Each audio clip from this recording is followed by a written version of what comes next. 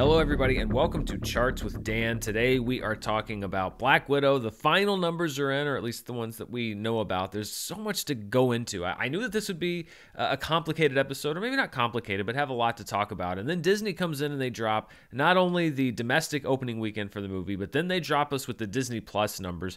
There's a lot to go through with that, and a lot to talk about with how Black Widow actually did, because I've read every part of the spectrum, from it did great to it did not great, people taking numbers, etc. There's a lot to dig into with this, so let's just get right into it. Let's look at the box office weekend, and as I mentioned, Black Widow, number one for the weekend. We knew that was going to happen. The final number, just over $80 million. The estimated number that Disney gave yesterday was 80, and ended up being $80 million, 366,312. That is enough to top F9's opening as the highest debut weekend since 2019. But as I mentioned, there are a lot of complications. The first one being, let's just take that $80 million number first off. That was around when they were revising the estimates going into the weekend. If you'll recall, I even talked about it on my live show back last Friday. Based on the Friday numbers, the estimates started going up. They said, we thought it was going to do 80, but now it looks like it's going to do 90, maybe 95 million, and they were doing that based off of, and this is where, and it's a trap that even I'm falling into, they were doing that based off of the Friday numbers and then extrapolating that based on how movies usually do. The difference being, we are in very unusual times still, and I have to be reminded of this as well. Things are not business as usual at the box office. So what we saw, first of all, was a big drop-off in business from Friday to Saturday. Friday includes the Thursday night previews, the ones that start at 7 o'clock on Thursday night, plus all day on Friday. That was on par with, I would say, your average Marvel movie. Nothing like Avengers Endgame, but it was on par with movies like Ant-Man and the Wasp, etc. There didn't seem to be a huge amount of drop-off, which is why people kept saying, oh, it's going to do $90, $95 million. But we saw a big drop-off from Friday to Saturday. As a matter of fact, it was the biggest day one to day two drop-off of any film in the MCU. So let's break down that first of all. This is a chart. This is the percentage of the business dropped off between day one and day two. This is usually between Friday and Saturday. There's a couple of these movies, Spider-Man Far From Home being one of them, I believe, that were not released on a Friday. They were released midweek. But this is from day one to day two, no matter when that day one was. And as you can see, the average drop-off for a Marvel film is in the teens. Iron Man, the first Marvel film, from its first day to its second day, only dropped 4%. Iron Man 2 there, 14%. Avengers Age of Ultron was one that dropped bigger. It dropped 33% from its first day to its second day. But keep in mind that Age of Ultron had a huge opening day. That was an $84 million opening day that dropped to a $56 million day two. So when we're looking at that drop-off, you have to keep in mind that it had a massive day one. Spider-Man Homecoming was another one that had a drop-off from day one to day two. But there's actually been a trend. If you look at the last 5 Marvel movies, we have Black Widow, of course. 3 of the last 4 previous to Black Widow have had a 30% or more drop-off from day 1 to day 2 of release. That would be Avengers Infinity War, Captain Marvel, Avengers Endgame, and Spider-Man Far From Home. So you could probably look at the 2 Infinity Saga films, the 2 Avengers films, and say those had huge opening days, which they did. Spider-Man Far From Home, again, that's a little bit of a different case because it did not open on a Friday. Spider-Man Far From Home opened on a Tuesday, actually. So that's probably one reason why you had the biggest drop-off. And it may actually have been the closest case to what we saw with Black Widow, just not for different reasons. With Spider-Man Far From Home opening on a Tuesday, you saw probably a huge day one rush, and then the next day, day two, being a weekday, you had a bit of a lesser turnout because you had people that were going to wait and go to see it later that weekend, etc. That may be the closest thing when we're looking at analogous cases to Black Widow. Ironically, for many different reasons, Captain Marvel is the one of the last 5 that has had the more typical drop-off from day 1 to day 2, but again,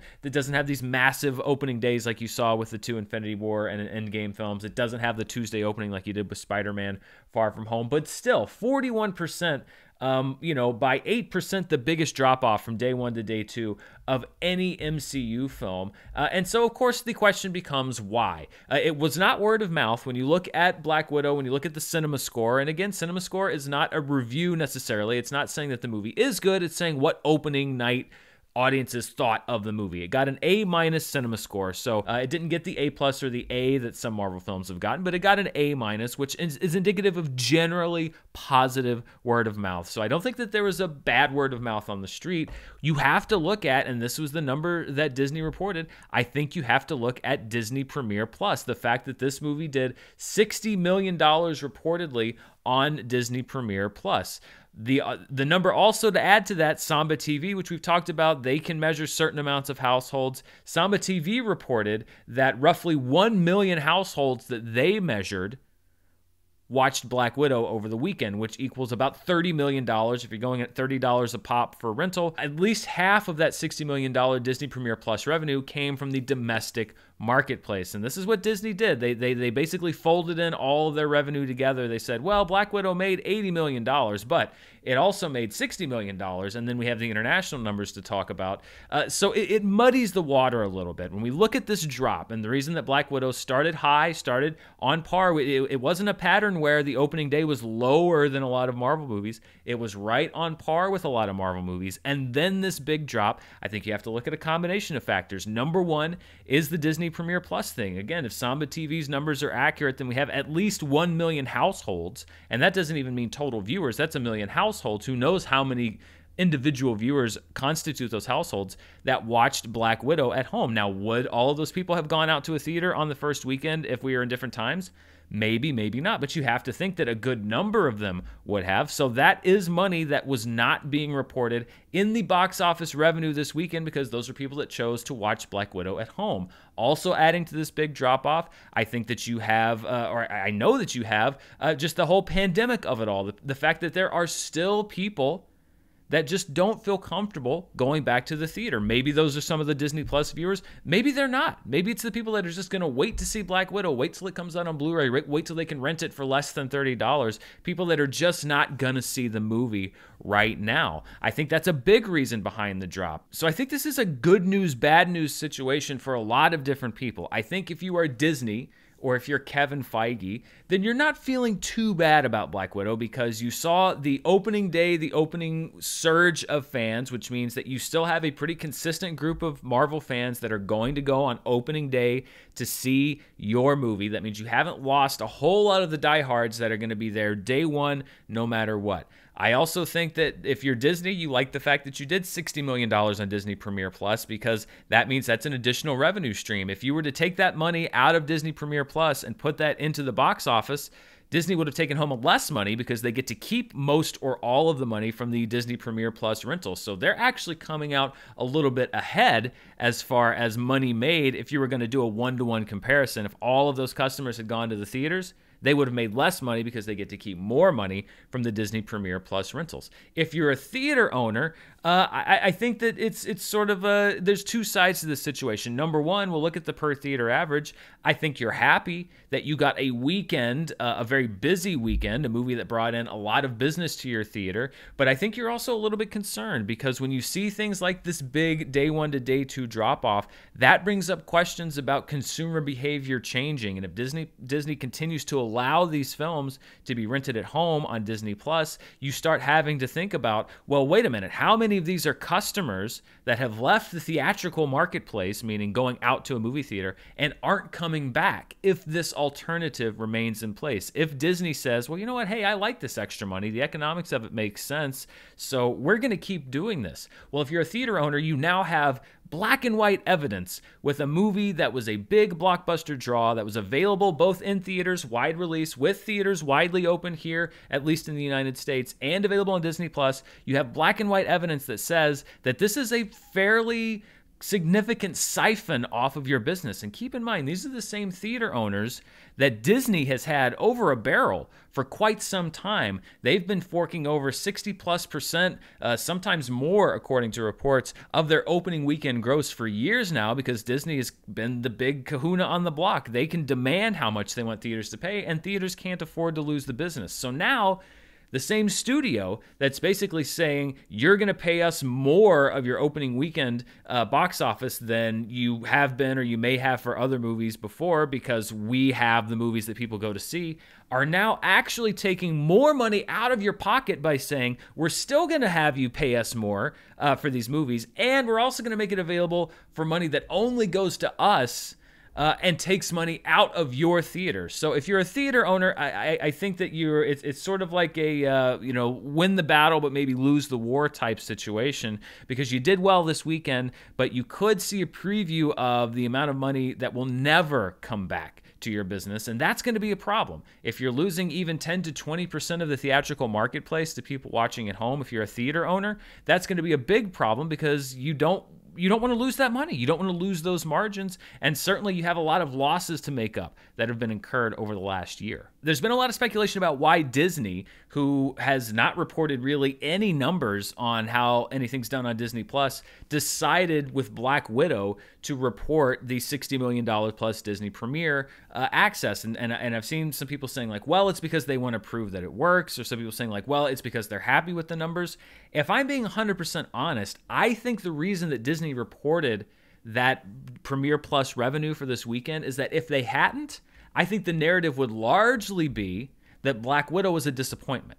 And I'm not saying that it is a disappointment. I'm saying that the media narrative and the narrative from a lot of people on the internet would be that it was a disappointment because the only number that we would know is the $80 million number. And that number is on the lower end of the estimations. It would have shown that the estimations were significantly chopped as the weekend went on. We'd be looking at that 41% drop between Friday and Saturday, and a lot of jumps to conclusions and assumptions would have been made. People would have been said like, well, is it Disney Premiere Plus, or was it that people didn't like the movie? Is it that it was a female-led superhero movie? And I'm sure that there are a lot of people that are going to jump on that narrative already and have. I've seen it.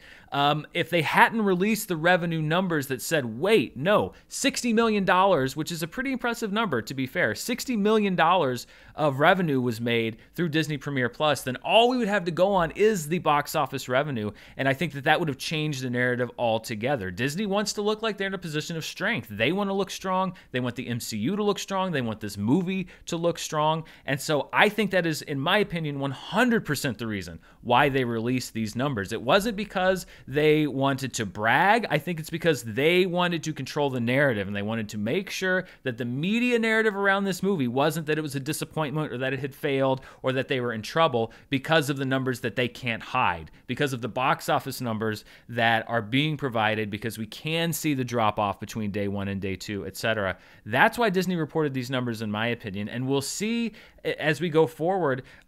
This could be for them on a case-by-case basis. If Jungle Cruise opens in a couple weeks and it has what many may consider a lower than average weekend number, but Disney thinks that it's going to look better if they say, well, yeah, but it made $35 million on Disney Premiere Plus. Well, then I think they are going to release those numbers. And that's the problem with not requiring or not having a media sphere where these numbers are consistently reported. It basically means that these studios can report these numbers anytime they want to, which means they can hide their failures and show off their successes. This is a frustrating thing for me as an analyst, which is that, prior to all of this happening, when a movie came out in theaters, the box office numbers are there. They're in black and white. They are clear as day.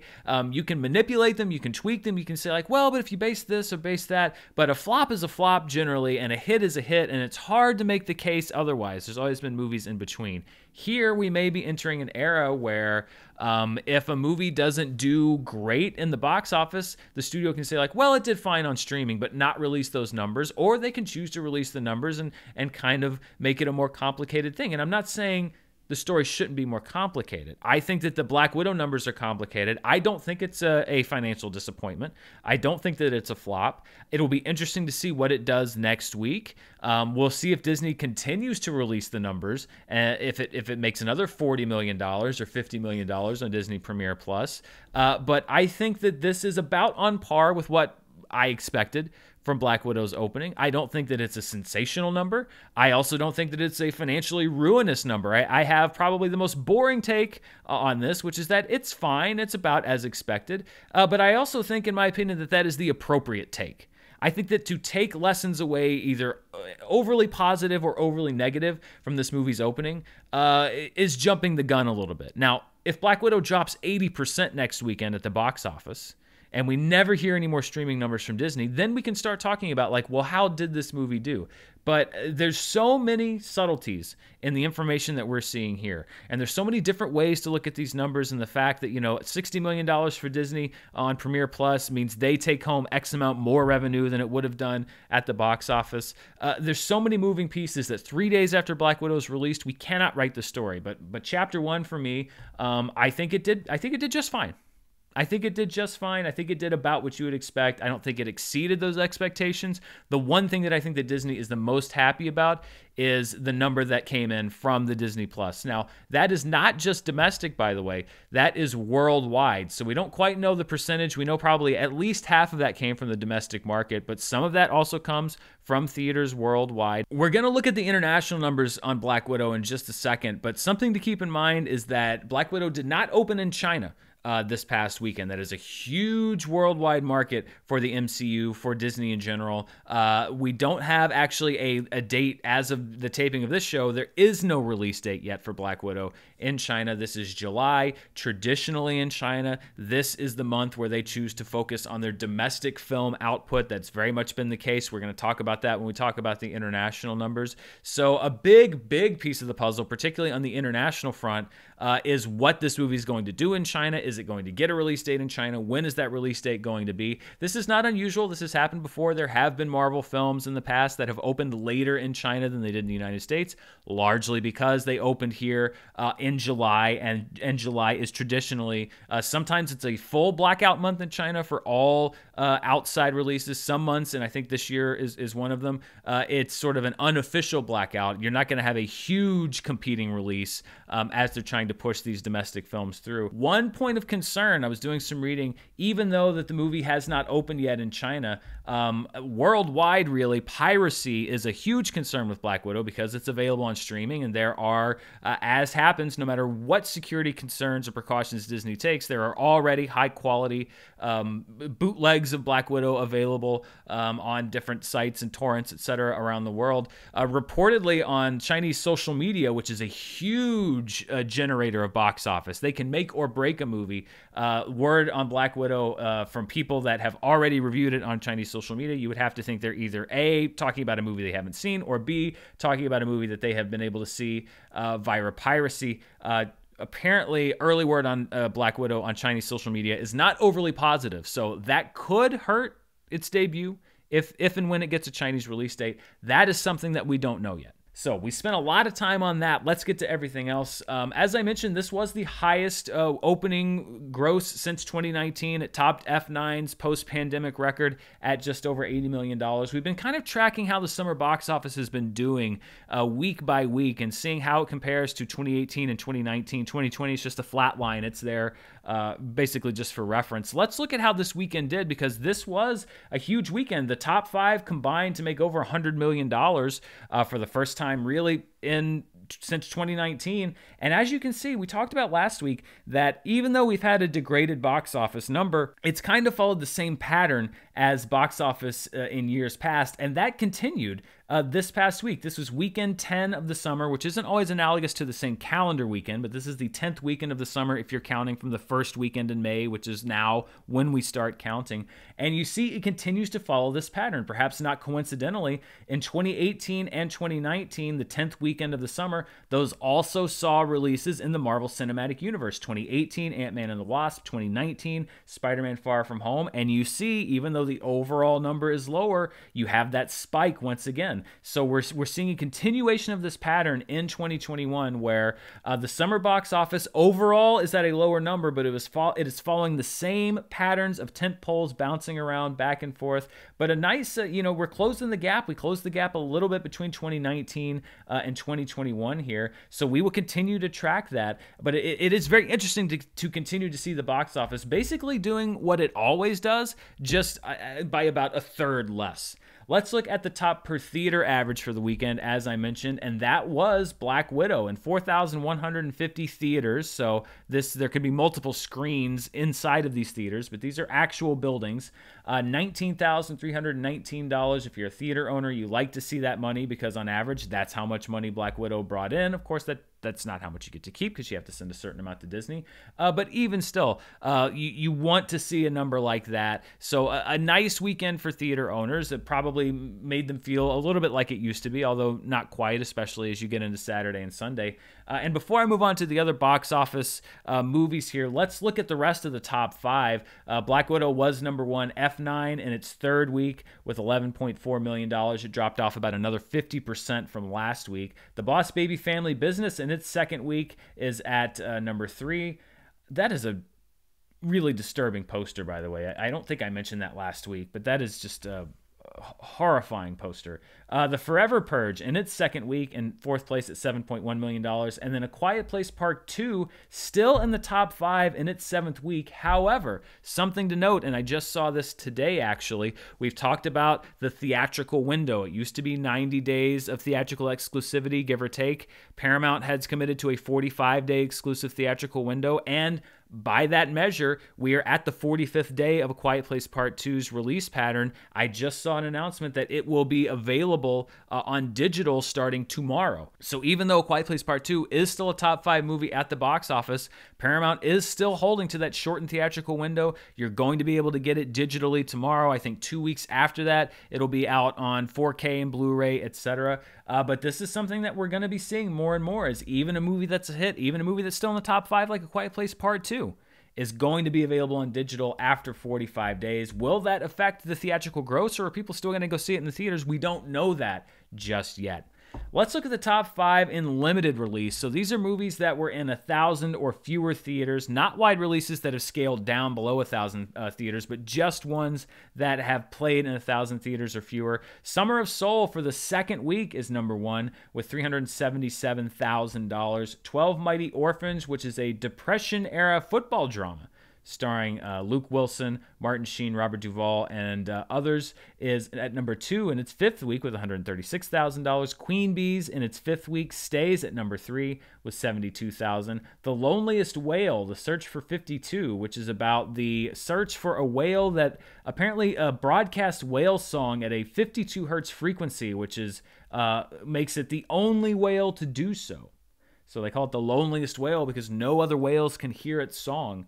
That is a documentary that's open in 75 theaters in its first week at $41K. And then I Carry You With Me in 57 theaters. Now, technically, this movie only opened, quote unquote, a couple of weeks ago, but you'll see it says week 28. That's because last year there was a brief awards season run for this movie. It was then supposed to be released in limited release in early January. It was pushed off of that date. So even though it's technically only been out to the public for 2 weeks, because it ran that December run to be nominated and eligible for awards, it is now technically in its 28th week of release. Another one of those weird asterisk-y numbers that comes with all of these delays having to do with the pandemic. So let's step out of the domestic marketplace real quick and look at the international numbers. And internationally, this is all numbers outside of the United States and Canada. Black Widow is the number 1 movie of the weekend with just over $78.8 million. At number 2 is a drama from China. I mentioned that July is a big month for China, and this July especially. It's a drama called Chinese Doctors. It's directed by Andrew Lau, who also did the Infernal Affairs films, amongst many, many others. This is part of the selection of movies that are being made for the celebration of the 100th anniversary of the founding of the Communist Party in China. This was produced in association with the Communist Party of China. It is as you can probably imagine, a heroic tale of the doctors that were working on the front line in Wuhan last year during the outbreak of the COVID-19 pandemic.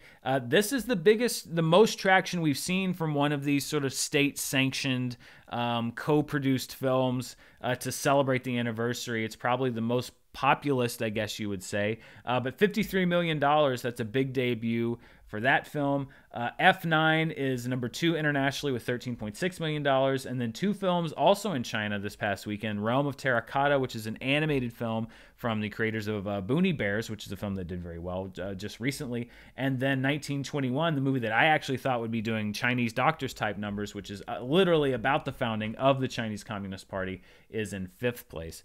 So that's internationally when you take all numbers out of Canada and the United States out of consideration. Let's look at the worldwide numbers. This is every market, including the domestic market. And Black Widow is still number 1 with $159.1 million. Chinese Doctors at number 2 with $53.1 million. F9 at 3 with just over $25 million. And then largely fueled by the domestic marketplace, we have The Boss Baby Family Business at number 4 and The Forever Purge at number 5. With Black Widow entering the summer box office, we are officially entering the real teeth of the summer box office season. A lot of movies are going to be made or broken here in the next few weeks. Let's look at what the top 10 are currently. A Quiet Place Part 2 is still number 1, although with it coming out available to watch at home digitally this upcoming week, and with F9's momentum, it's going to be interesting to see if F9, I think it's going to ever so briefly hold the title of the number 1 box office movie of the summer. However, depending on how Black Widow does this upcoming week, it's very likely that F9 could only hold that title for a day or two, probably in the middle of the week, before Black Widow potentially comes in and takes it over. So I think next week we're going to see either Black Widow at number 1 with F9 close behind, or F9 at number 1 with Black Widow very close behind. Either way, A Quiet Place Part 2 will be surrendering its spot as the number 1 movie of the summer in the coming days. But as of right now, it remains number 1, F9 at number 2, Cruella at number 3, just a shade behind Cruella. As we're sitting here right now, it has probably bypassed Cruella, is Black Widow, entering the chart at number 4. The Conjuring, The Devil Made Me Do It, drops down 1 spot to number 5, followed by Peter Rabbit 2, The Runaway, and The Hitman's Wife's Bodyguard at 6 and 7. The Boss Baby Family Business goes up 2 spots to number 8. In the Heights is continuing its free fall to the depths of the summer box office top 10 chart. It doesn't have much time left. And then at number 10, The Forever Purge makes an entrance onto the summer top 10 chart. That means that we lose 2 movies that have been on for quite some time. Wrath of Man from Guy Ritchie and Spiral from the Book of Saw, starring Chris Rock, both drop out of the summer box office top 10. Looking at where I stand with my predictions, right now we're still all green. Black Widow is now out. I predicted it to be the number 1 movie of the summer. It's currently ranked number 4. F9 is still out. It's currently ranked number 2. I predicted it at number 4. In the Heights, which I predicted to be the 5th highest grossing movie of the summer, will soon be off the charts. It's currently at number 9. That's going to turn red in very quick succession. A Quiet Place Part 2 is still there. I said it was going to be the 6th highest grossing movie of the summer. It's currently ranked number 1. And then The Conjuring, The Devil Made Me Do It, currently ranked number 5. I picked it as the 9th highest grossing movie of the summer. We're really not going to know a lot of this till late summer. Shang-Chi comes out Labor Day weekend. Candyman comes out August. Jungle Cruise comes out in a couple weeks. Suicide Squad and Free Guy, we still have a little bit of time left.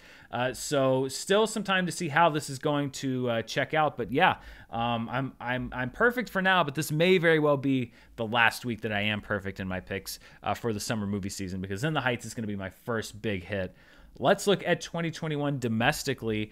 Quiet Place 2, again, for now, is number 1. F9 2. Godzilla vs. Kong at number 3. Cruella is at 4. Black Widow will soon become the 4th film to cross $100 million domestically. It's currently at number 5. The Conjuring, The Devil Made Me Do It, Raya and the Last Dragon, Demon Slayer, the movie, Tom and Jerry, and Mortal Kombat round out the top 10. And dropping out is Peter Rabbit 2, The Runaway. Although, considering how it continues to do at the box office, it's possible that it could make its way back onto this chart and supplant Mortal Kombat. Taking a look worldwide now, we still have the 2 Chinese films at number 1 for 2021. Hi Mom is at number 1. Detective Chinatown 3 is at number 2. F9 is at $540 million. It's heading towards $600 million. We'll see if it can make that landmark. Godzilla vs. Kong is at number 4. A Quiet Place Part 2 at 5. Cruella at 6. Cliff Walkers is at number 7. The Conjuring, The Devil Made Me Do It at number 8. A Writer's Odyssey at 9, and then bumping out the Chinese film's sister is Black Widow, just barely at the 10th spot. Again, as we sit here today, probably at the number 9 spot worldwide, and depending on how it does this next weekend, it could potentially get all the way up into the top 5, or at least near the top 5. This is also the first time with 6 American films in the worldwide top 10 that we have had a majority of films that are from the traditional quote-unquote Hollywood studio system making up the top 10 worldwide. This has been heavily dominated by China the last really year or so. So we're seeing some progress with the studio films that are coming out worldwide getting back into that top 10 contention. This is one of my favorite newer charts that we look at. These are the past 365 days. So you take today, you go back one entire year. These are the top 10 grossers. And if things keep going like this is going to be pretty boring, because for a while it's just going to be the top 10 of 2021 because they now hold, 2021 releases now hold the top 6 spots on this chart. The same top 6 that we've talked about, ending with The Conjuring, The Devil Made Me Do It. Then we have our first 2020 release, The Croods: A New Age, is at number 7 at 240 days. Tenet drops down one more spot. It's been on the list for 313 days. It is, by my count, 52 days shy of being on this list for a full calendar year.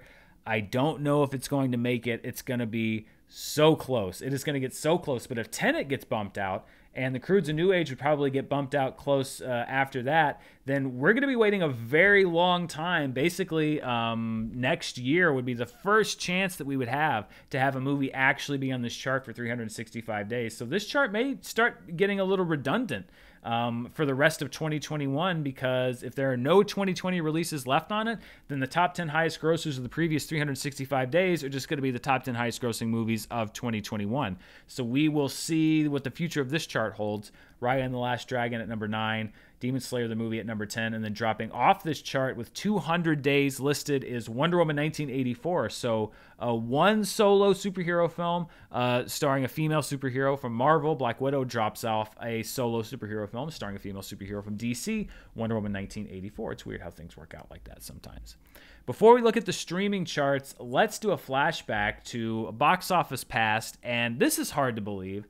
It has been a full decade since the end of the Harry Potter saga, Harry Potter and the Deathly Hallows Part 2, which held the box office record for the highest opening weekend of all time for about 10 months until the Avengers came out. That movie was released 10 years ago, the weekend of July 15th through the 17th, 2011. It has been 10 years since we said goodbye to Harry, Voldemort, etc. Hard to believe. The number 2 movie that weekend in its third week was Transformers: Dark of the Moon, the third in the Transformers series. Horrible Bosses in its second week was number 3, followed by Zookeeper in its second week. That was at number 4 with $12.3 million. And then in its fourth week from Pixar, definitely one of my least favorite Pixar movies, Cars 2, in its fourth week of release in the top 5 with $8.4 million. Before we go, let's take a look at the streaming charts and see what people are watching at home, and we will start with Amazon. A few additions to this list. The top 5 are all holdovers: Nobody, Wrath of Man, Those Who Wish Me Dead, A Quiet Place, and The Hitman's Bodyguard. Mortal Kombat is at number 6. Mamma Mia enters the chart at number 7. People want to check out some ABBA. The Purge: Election Year at number 8. Escape Room, I think because there is a sequel to Escape Room coming out, people are wanting to check out the first Escape Room, so that is at number 9. And then The House Next Door, Meet the Blacks 2, which was in limited release and had a fairly successful limited release strategy earlier this summer, is now available to watch or to buy at home, so that enters the chart at number 3 over on Amazon.